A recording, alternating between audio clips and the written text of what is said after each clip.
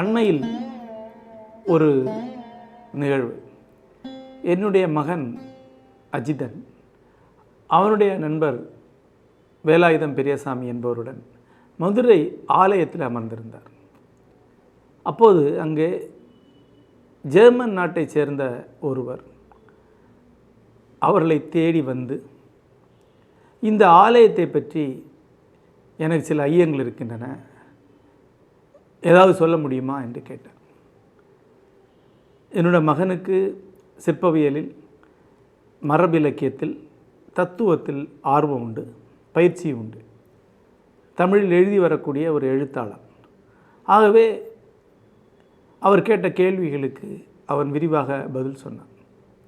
அந்த ஆலயத்துடைய காலம், அது வெவ்வேறு காலங்களில் எப்படி மாற்றி கட்டப்பட்டிருக்கிறது, அங்கிருந்த சிற்பங்கள் என்னென்ன, குறிப்பாக அங்கிருந்த அகோர வீரபத்திரர், உக்ர வீரபத்திரர், ஊர்த்துவ வீரபத்திரர், அக்னி வீரபத்திரர் போன்ற சிற்பங்கள் ஆகியவற்றை பற்றி எடுத்து சொன்னார். அவர் சொன்னார், அந்த ஆலயத்திற்கு அவர் வந்து 1-2 நாட்கள் ஆகின்றன. பலரிடம் அந்த ஆலயத்தை பற்றி அவர் விசாரித்திருக்கிறார். அதை பற்றி ஒரு எளிய அறிமுகம் கூட சொல்வதற்கு எவருக்கு எதுவுமே தெரியாது. வழிகாட்டிகள் இருக்கிறார்கள். அந்த வழிகாட்டிகள் அவர்களிடம் வரக்கூடிய ஒன்றும் தெரியாதவர்களுக்கு என்ன சொல்ல வேண்டுமோ அதை தெரிந்து வைத்திருப்பார்கள். ஒரு உதாரணம் சொல்கிறேன். நான் என்னுடைய நண்பர்களுடன் புதுக்கோட்டை அருகே இருக்கக்கூடிய குடுமியான்மலை ஆலயத்திற்கு சென்றிருந்தேன். அந்த ஆலயத்திலே 2 சிலைகள் இருக்கின்றன. ஒரு பக்கம் அன்னப்பறவை மேல் ரதி அமர்ந்திருக்கிறார், மறுபக்கம் அவளை பார்த்தபடி கரும்பு வில்லுடன் மன்மதன் என்றிருக்கிறார். நாயக்கர் காலத்து கோயில்கள் பெரும்பாலானவற்றில் ரதி மன்மத சிலை இருக்கும். அதற்கு ஒரு குறிப்பிட்ட அர்த்தம் உண்டு. அந்த காலத்திலே விளைநிலங்களில் விதைப்பதற்கு முன்னால் செய்யக்கூடிய பூஜை முளைப்பாரியை அந்த ரதி மன்மதன் சிலைக்கு நடுவில் வைத்து எடுத்து செல்வார்கள். காரணம், ரதி மன்மதன் காமத்தின் அடையாளம். ஆகவே விளைச்சலுக்கு, வளத்திற்கான தெய்வம் மன்மத பூஜை என்பது இருந்திருக்கிறது. காமதகனம் என்ற சடங்கு அந்த காலத்தில் நடந்திருக்கிறது. இதற்கெல்லாம் அந்த தெய்வங்கள் முக்கியம். ஆக பெரும்பாலான ஆலயங்களிலே ரதி மன்மத சிலைகள் இருக்கும். நாங்கள் அந்த சிலைகளை பார்த்து கொண்டிருந்த போது ஒரு வழிகாட்டி, அந்த கோயிலில் அவர் பூஜகரும் கூட, அவர் வந்து என்னிடம், இந்த பக்கம் சீதை அன்னப்பறவை மேல் அமர்ந்திருக்கிறார், இந்த பக்கம் இருப்பவர் ராமர் வில் வைத்திருக்கிறார் என்று ஆரம்பித்தார். நான் அவரை நிறுத்தி, இது ரதி தான் அன்னப்பறவை மேல் அமர்ந்திருப்பார், ரதியுடைய அங்க இலக்கணங்கள் இதெல்லாம். இந்த பக்கம் இருப்பவர் ராமர் அல்ல, மன்மதன். மன்மதன் மீசை வைத்திருக்கிறார். மன்மதன் கையில் இருப்பது வில், அது கரும்பு வில், மேலே தோகை இருக்கும், கணுக்கள் இருக்கும் என்று விரிவாக விளக்கினேன். அப்படியா சார் என்று கேட்டுக்கொண்டார். அவர் தொடர்ந்து அதுதான் சொல்லி வந்திருக்கிறார். வேடிக்கை என்னவென்றால், ஒரு 3 மாதம் கழிந்து அதே கோவிலுக்கு வேறு சில நண்பர்களுடன் நான் சென்றிருந்தேன். அதே நபர் என்னிடம் வந்து, இது ரதி, இது மன்மதன் என்று சொல்வதற்கு பதிலாக இது சீதை, இது ராமர் என்று அதே பாடத்தை மறுபடியும் சொன்னார்.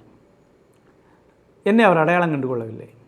நான் 3 மாதங்களுக்கு முன்னால் வந்து உங்களிடம் இது ரதியும் மன்மதன் என்று சொன்னேனே, மறுபடியும் ராமனும் சீதை என்று சொல்கிறீர்களே என்று சொன்னேன். சார் நீங்களா? ஆமாம் சார், நீங்கள் சொன்னீங்க, நீங்கள் சொன்னது தான் சரியாக இருக்கும் சார். ஆனால் ஜனங்களுக்கு மன்மதன் ரதினா யாருன்னு தெரியாது, ராமன் சீதைன்னா கும்பிட்டுட்டு போவாங்க என்றார். இந்த அளவிலே தான் கோயில்களை பற்றி நமக்கு தெரிந்திருக்கிறது. ஆனால் கோயில்களுக்கு சென்று கொண்டே இருக்கிறோம். கோயிலை பற்றி நமக்கு எதுவுமே தெரியாது, எதுவுமே தெரியாது. உலகத்திலேயே தன்னுடைய மதத்தை பற்றி ஒன்றுமே தெரியாத ஒரு மத நம்பிக்கையாளர் இருக்க முடியும் என்றால் அது இந்துவாகத்தான் இருக்க முடியும். வேறு எந்த மதத்திலும் அந்த மதத்தை பற்றி எதுவுமே தெரியாத எவரும் இருக்க முடியாது.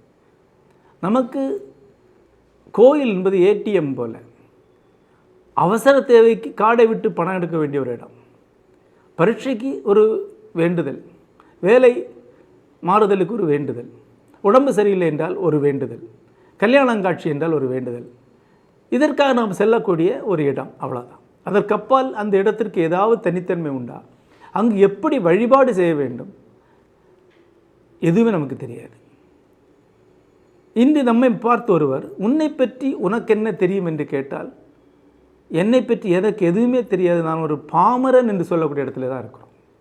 ஒரு வெளிநாட்டினர் வந்து நம்மளை பற்றி நம்முடைய ஏதாவது கேட்டால் நமக்கு என்ன தெரியும்? நம்முடைய ஆலயங்கள் 1500 ஆண்டுகள் பழமை ஆயுதங்கள் தமிழ்நாட்டில் இருக்கின்றன. இவ்வளவு மகத்தான ஆலயங்கள், ஒவ்வொன்றும் ஒரு கலைக்கூடம். ஐரோப்பாவில் இருக்கக்கூடிய ஒரு மகத்தான கலைக்கூடத்துக்கு சமானமானவை தமிழ்நாட்டில் இருக்கக்கூடிய ஆலயங்கள். ஒவ்வொரு தூணும் ஒரு கலைக்கூடம். ஒரு தூணில் அவ்வளோ சிற்பம் இருக்கும். அந்த சிற்பத்திற்கு ஒரு வரலாறு இருக்கும். அந்த சிற்பத்திற்கு ஒரு இலக்கணம் இருக்கும். அந்த சிற்பத்திற்கு ஒரு அழகியல் அம்சம் இருக்கும். ஒன்று பாருங்கள், ஒரு பெரிய பிரகாரத்தை நீங்கள் பார்த்தால் அது ஒரு சிற்பம் போல ஒரு ஒருமையோடு இருக்கும். ஆனால் ஒவ்வொரு தூணும் தனித்தன்மையோடு இருக்கும். ஒரு தூண் இருக்க சிற்பம் அணிந்திருக்கக்கூடிய காது நகை இன்னொரு தூணில் இருக்காது, கழுத்து நகை இன்னொரு தூணில் இருக்காது. அவ்வளவு வேறுபாடுகளுடன் ஒரு ஒருமையை கொண்டு வருது. அதுதான் அதனுடைய அழகியல். இதை பார்ப்பதற்கு ஒரு சின்ன பயிற்சி, ஒரு கண் தேவை. நமக்கு அதுக்கு தெரியுமா? எனக்கு இதெல்லாம் தேவையில்லை என்று நீங்கள் சொல்லலாம். சரி, இது தேவையில்லை, அப்படின்னா உங்களுக்கு வேறு என்ன தெரியும்? உனக்கு மதுரை ஆலயத்தை பற்றி தெரியாது என்று ரம்பிராண்ட் பற்றி பேசுவோமா? பிகாசோ பற்றி தெரியுமா? அதுவும் தெரியாது. அப்போ அதுவும் தெரியாது, இதுவும் தெரியாது என்றால் நீ யார்? அதானே கேள்வி. கலை என்பது மதம் மட்டும் அல்ல. மதம் கலையுடைய ஒரு வாகனம். சென்ற காலத்துடைய கலை மதம் வழியாக நமக்கு கிடைக்கிறது. ஐரோப்பிய மகத்தான கலைகள் எல்லாமே அங்குள்ள தேவாலயங்களில் தான் இருக்கின்றன. ஐரோப்பியர்கள் அந்த கலையை ரசிப்பதற்கு மதம் ஒரு தடையாக இல்லை. ரோமாபுரியிலும் பாரிஸில் இருக்கக்கூடிய மகத்தான தேவாலயங்களுக்கு ஓவியங்களை பார்க்கவும் சிற்பங்களை பார்க்கவும் பல்லாயிரம் பேர் ஒவ்வொரு நாளும் சென்று கொண்டு தான் இருக்கிறார். மதத்திலிருந்து பழைய கால கலையை விளக்க முடியாது. மைக்கேலாஞ்சலோவுடைய ஓவியத்தை ரசிப்பதற்கு கிறிஸ்தவ மரபு தெரிந்திருக்க வேண்டும், இல்லாவிட்டால் அதை ரசிக்க முடியாது. கிறிஸ்தவருடைய தொன்னியல் தெரிந்தால், கிறிஸ்தவருடைய தொன்மங்கள் தெரிந்தால்தான் ஐரோப்பாவுடைய மகத்தான கலைமரபை சற்றேனும் புரிந்து கொள்ள முடியும். இந்தியாவுடைய கலைமரபை, தமிழருடைய கலைமரபை தெரிந்து கொள்வதற்கும் சைவமும் வைணவமும் தமிழர்களுடைய தொல்லியல் மரபும் ஓரளவுக்காக தெரிந்திருக்க வேண்டும். தொல்லியல் என்று ஏன் சொல்கிறேன் என்றால், கலையை காலத்திலிருந்து பிரிக்க முடியாது. இந்த காலகட்டத்தை சார்ந்த கலை என்று சொல்லாமல் ஒரு கலையை நாம் புரிந்து கொள்ள முடியாது. சோழர் காலத்து கலை வேறு, பல்லவர் காலத்து கலை வேறு, நாயக்கர் காலத்து கலை வேறு. குறைந்தபட்சம் இந்த 3 பெரிய பிரிவுகளாவது தமிழ் கலையில் உள்ளன. தமிழர் கலையிலிருந்து ஹொய்சாளர் கலை சற்று வேறுபட்டது. தமிழர் கலையிலிருந்து கல்யாணி சாளுக்கியோடைய கலை சற்று வேறுபட்டது. இப்படி சின்ன சின்ன சின்ன வேறுபாடுகளாக இந்தியா முழுக்க ஒரு மாபெரும் கலைமரபு இருக்கிறது. அவை நுணுக்கமான வேறுபாடுகள் கொண்டவை. தென்பாண்டி நாட்டு சிற்பங்களுக்கும் சோழர் கால சிற்பங்களுக்கும் பெரிய வேறுபாடு இருக்குது. தென்பாண்டி நாட்டு சிற்பங்களுக்கும் சோழ சிற்பங்களுக்கு எவ்வளோ வேறுபாடு இருக்கோ அதே வேறுபாடு சோழ நாட்டு சிற்பங்களுக்கும் தொண்டை மண்டல சிற்பங்களுக்கு இருக்குது. அப்படி இந்தியா முழுக்க இருக்கக்கூடிய சிற்பங்கள் சின்ன சின்ன வேறுபாடுகளோடு இருக்குது. ஆனால் ஒட்டுமொத்த இந்திய சிற்பக்கலை என்பது ஒன்றாகவும் இருக்குது. இதுக்குள் நுழைவது என்பது ஒரு காலடி வைப்பு தான், ஒரு காலடி தான். எவ்வளோ தூரம் நீங்கள் போயிருந்தாலும் வீட்டிலிருந்து எடுத்து வைக்க வேண்டியது ஒரு காலடி தான். அது ஒரு அறிதல், நம்மை நாமே அறிதல். நம்முடைய மூதாதையை நமக்கு உருவாக்கி விட்டு சென்ற மகத்தான கலை செல்வங்களை பற்றிய ஒரு புரிதல் அது. இந்த புரிதல் நமக்கு ஏன் தேவை என்றால், நமக்கு இதெல்லாம் ஏற்கனவே நமக்குள் இருக்கின்றன. நம்முடைய மொழி வழியாக இதெல்லாம் நமக்குள்ளே வளர்ந்திருக்கிறது. நம்மை சுற்றி இருக்கக்கூடிய சிற்பங்கள் வழியாக நம்ம அறியாமலே நமக்குள் இருக்கிறது. நமக்குள் இருப்பதை நாமளே தர்க்கபூர்வமாக அறிவார்ந்து அறிந்து கொள்வதற்கான பயிற்சி தானே ஒழிய புதிய ஒன்றை கற்றுக்கொள்வதல்ல. ஒரு வெள்ளையர் இங்கே வந்து சிற்பக்கலை கற்றுக்கொள்வதற்கும் நாம் கற்றுக்கொள்வதற்கும் பெரிய வேறுபாடு இருக்கிறது. வெள்ளையர் இங்கே வந்து அந்த கனவை அவர் அடைவதற்கு நெடுங்காலமாகும். நமக்குள்ள அந்த கனவு ஏற்கனவே நம்மளும் இருக்குது. நம்முள் இருப்பதை நாம் வெளியே பார்க்குறோம், ஆனால் அந்த பேர் நமக்கு தெரியாது. பல ஆண்டுகளுக்கு முன்பு தஞ்சை பெரிய கோவில் இடிந்து மண் குவியலாக கிடக்கிறது. வெள்ளையர்கள் அதை வந்து அது எந்த கோயில் என்று கேட்கிறார்கள். தஞ்சாவூர் இருந்த மக்களுக்கு அது கட்டியவர் யார் என்று தெரியவில்லை. பல பேர் கரிகால் சோழன் என்ற பேர் சொல்கிறார்கள். நிறைய பேர் பூதங்கள் கட்டின கோயில் என்று சொல்கிறார்கள். இதை அவர்கள் பதிவு செய்திருக்கிறார்கள். வெள்ளைக்காரர்கள் அந்த கோவிலை சுத்தம் செய்து அதன் கல்வெட்டிலிருந்து அதை கட்டியவர் ராஜராஜ சோழன் என்று கண்டுபிடிக்கிறார்கள். அதனுடைய காலத்தை வரையறை செய்கிறார்கள். அந்த அளவுக்கு தான் நமக்கு நம்முடைய வரலாறை பற்றி தெரிந்திருக்கிறது. அன்று எப்படி இருந்தோமோ அப்படித்தான் இன்றும் இருந்து கொண்டு இருக்கிறோம். இன்றும் தமிழகத்துடைய கலை, தமிழகத்துடைய பண்பாடு பற்றி மிக காத்திரமான நல்ல புத்தகங்களை வெள்ளையர்கள் தான் எழுதியிருக்கிறார். நமக்கு எழுதுறதுக்கு அக்கறை கிடையாது, நாம் பயில்வது கிடையாது.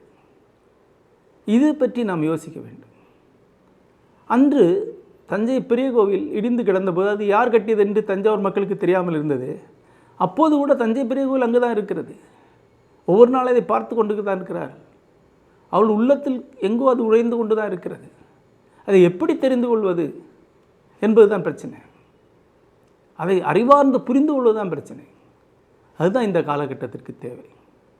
நம்மை பற்றி நாம் தெரிந்து கொள்வது. அது நாம் எதை நம்புகிறோம், நாம் எப்படி வாழ்ந்து கொண்டிருக்கிறோம், நம்முடைய வாழ்க்கையுடைய சடங்குகள், நம்முடைய வாழ்க்கையுடைய நம்பிக்கைகள், இதெல்லாம் என்ன என்பதை நாமே கொஞ்சமாவது தர்க்கபூர்வமாக புரிந்து கொள்வது.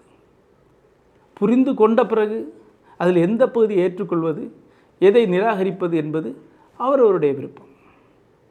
நான் தனிப்பட்ட முறையில் ஆலய வழிபாடுகளை செய்பவன் அல்ல, நோன்புகளையோ சடங்குகளையோ பிடிப்பவன் அல்ல. என்னுடைய நம்பிக்கை, என்னுடைய வழிமுறை வேறு. என்னை பொறுத்தவரை ஆலயங்கள் இந்திய கலையின், தமிழ் கலையின் மாபெரும் தொகுப்புகள் தான். தமிழ் வரலாறும் இந்திய வரலாறும் அடுக்கடுக்காக உரையக்கூடிய மாபெரும் நூல்கள் அவை. என்னுடைய கற்பனையையும் என்னுடைய சிந்தனையையும் தூண்டக்கூடிய மகத்தான படிமங்கள், இமேஜஸ் நிறைந்த ஒரு பெரும் தொகுப்பு. என்னுடைய கனவையே நான் ஒரு பெரிய கல் வடிவமாக கண்முன் பார்ப்பது போல தான். கடந்த காலத்திற்கு சென்றுவதற்கான ஒரு பெரிய பாதை ஆலயங்கள். அதை முழுமையாக தெரிந்து கொள்வது என்பது எனக்கு ஒரு மகத்தான கல்வி, என்னை பற்றிய கல்வி. இப்படி ஒரு கல்வியை இன்றைக்கு அளிப்பதற்கு வாய்ப்புகள் உண்டா? அற்புதமான நூல்கள் இருக்கின்றன. சோழர் கால கலை பற்றி குடவாயில் பாலசுப்ரமணியம் போன்றவர்கள் மிக விரிவாக எழுதியிருக்கிறார்கள். தென் தமிழ்நாட்டு ஆலயங்களை பற்றி ஆக்கா பெருமாள் போன்றவர்கள் எழுதியிருக்கிறார், கே பிள்ளை போன்றவர்கள் எழுதியிருக்கிறார். ஆனால் நூல்களிலிருந்து அவற்றை கற்றுக்கொள்வதற்கு அறிஞர்களால் தான் முடியும். நூல்கள் உதவியானவை, ஆனால் நூல்களிலிருந்து கற்றுக்கொள்ள முடியாது. நேரடியாக நமக்கு கற்பிக்கக்கூடிய ஒரு ஆசிரியர் தேவை. அந்த ஆசிரியர் அவருடைய மத நம்பிக்கைகளையும் ஆச்சாரங்களையும் சேர்த்து நமக்கு சொல்லிக் கொடுத்தார் என்றால் அது சற்று சங்கடமானது. ஒரு நவீன இளைஞனுக்கு அவற்றை கற்றுக்கொள்வதில் நிறைய இடர்கள் இருக்கின்றன, சில ஒவ்வாமைகள் உருவாகக்கூடும். ஆகவே நம்மை போன்ற நவீன சிந்தனை கொண்ட ஒருவர் அதை கற்றுக் கொடுக்க முடியும். இன்றைய மொழியில் இன்றைய மனங்களுக்காக கற்பிக்கக்கூடிய ஒரு ஆசிரியர் தேவை. அப்படிப்பட்ட ஒரு ஆசிரியரை கொண்டு இந்த சிற்பக்கலை சார்ந்த ஒரு அறிமுகத்தை அளிக்கலாம் என்று நாங்கள் முடிவு செய்தோம். பொன்னியின் செல்வன் போன்ற படங்களுக்கு கூட கலை ஆலோசகராக விளங்கியவர் எங்களுடைய இளம் நண்பர் ஜெயக்குமார். அவர் சிற்பக்கலை வகுப்புகளை எங்கள் ஏற்பாடு எடுக்க ஆரம்பித்தார். இதற்குள் கடந்த 100-150 பேருக்கு மேல் அந்த பயிற்சி எடுத்து கொண்டிருக்கிறார்கள். அவர்கள் பலர் இன்று தொடர்ந்து சிற்பங்களை பார்க்கக்கூடியவர்களாக விளங்குகிறார்கள். தொடர்ந்து சிற்பங்களை நோக்கி பயணம் செய்து கொண்டே இருக்கிறார்கள். வாழ்நாள் முழுக்க தின்றால் தீராத இனிப்பு நிறைந்த ஒரு காடு அவர்களுக்கு முன்னால் திறந்து கிடப்பது போலத்தானது. அத்தகைய ஒரு திறப்பு நாம் அனைவருக்கும் தேவை. நம்முடைய பண்பாடை பற்றி நமக்கு தெரிந்தது என்ன என்பதுதான் நாம் யார் என்பதற்கான வரையறை. ஒரு ஜப்பானில் சென்று ஒரு ஜப்பானியருக்கு ஜப்பானை பற்றி எதுவுமே தெரியாது என்றால் நாம் அவரை பற்றி என்ன நினைப்போம்? அதைத்தான் நம்மை பற்றி யோசிக்க வேண்டும். நம்மை பற்றி நமக்கு என்ன தெரியும்? நம்மை பற்றி தெரிந்து கொள்ள நாம் என்ன முயற்சி எடுத்துக்கொள்கிறோம்? நம்முடைய கலாச்சாரம் சிற்பக்கலை வழியாகத்தான் முதன்மையாக நமக்கு கிடைக்கிறது. கல்லில் நம் கடந்த காலம் உள்ளது. கட்டிடக்கலையாக, சிற்பக்கலையாக முறையாக கற்றுக்கொள்ளாவிட்டால் இன்னொரு அபத்தம் இருக்கிறது. நான் ஏற்கனவே சொன்னது போல் பிழையான புரிதல் வரும். அதுக்கு அளவே கிடையாது. தஞ்சாவூர் பக்கம் ஒரு ஆலயத்திலே ஒரு சிற்பத்தின் அருகே ஒரு ஐயர் கையில் ஒரு தட்டு வைத்து நின்று கொண்டிருந்தார். வேப்பிலை உருண்டைகள் இருந்தன. என்ன என்று கேட்டேன். பூச்சி கடிக்கு மந்திரிக்கக்கூடிய இடம். இந்த வேப்பிலை அங்கே இருக்கக்கூடிய ஒரு பூச்சி மேல் பூசினால் பூச்சிக்கடி நோய் சரியாகும் என்றார். என்ன பூச்சி? என்ன? அங்கே ஒரு சின்ன பூச்சி இருக்குங்க, கல்லில் செதுக்கி இருக்காங்க, அது மேலே இதை பூசணும் அப்படின்னார். அந்த வேப்பிலை பூச்சை வழித்து அந்த சின்ன பூச்சி சிலையை பார்த்து, அது பூச்சி அல்ல, 10 தலை 20 கையும் கொண்ட ராவணனுடைய சிலை. அது கூட நமக்கு தெரியாது. அதை கூட நாம் புரிந்து கொள்வதில்லை. இந்த அளவில் நம்முடைய ரசனை இருக்கிறது. சில இடங்களிலே வாலி சுக்ரீவன் சண்டை இருக்கும். திருநெல்வேலி ஆலயத்தில் இங்கே பார்த்த தெரியும். ஒரு பக்கம் வாலி, இன்னொரு பக்கம் சுக்ரீவன். ஆனால் இரண்டையும் அனுமார் என்று நம்பி அங்கே பூஜை செய்து கொண்டிருப்பார்கள். ராமஜெயம் எழுதின தகடுகளை கொண்டு கழுத்தில் மாட்டி வைத்திருப்பார்கள். நம்முடைய பண்பாடை பற்றிய ஒரு அடிப்படை அறிமுகம் நம்மை பாமரர் அல்லாமலாக்கும். குறைந்தபட்சம் நாளைக்கு நம்முடைய குழந்தைகள் நம்மளை கேட்கும்போது நமக்கு சொல்வதற்கு ஒரு சிறிது புரிதலாக இருக்க வேண்டும். அதற்காகத்தான் இந்த வகுப்புகளை ஏற்பாடு செய்கிறோம். அதில் இன்னும் அதிகமாக ஆர்வமும் ரசனையும் கொண்டவர்கள் பங்கெடுக்க வேண்டும் என்று விரும்புகிறோம்.